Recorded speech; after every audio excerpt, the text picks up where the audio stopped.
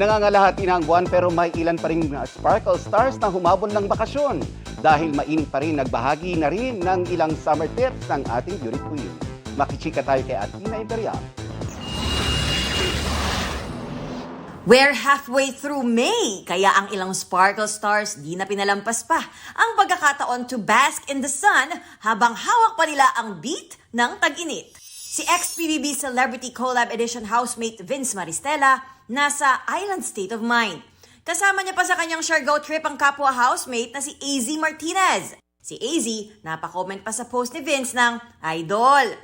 Fresh from his weekend getaway naman ang isa pang ex-PBB Celebrity Collab Edition alum na si Michael Seeger. Biyaheng City of Love naman si Rojan Cruz kasama ang kanyang pamilya. Ang Stars on the Floor Season 1 Grand Champion nagpakitang gilas pa ng kanyang moves sa harap ng Louvre Museum sa Paris, France.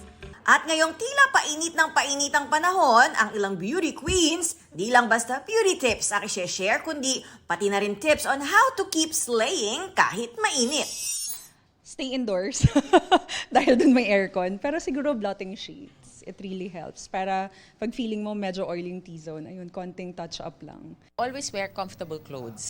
Shower in the morning, shower at night before sleeping. So important talaga yung sunblock sa daily lives natin.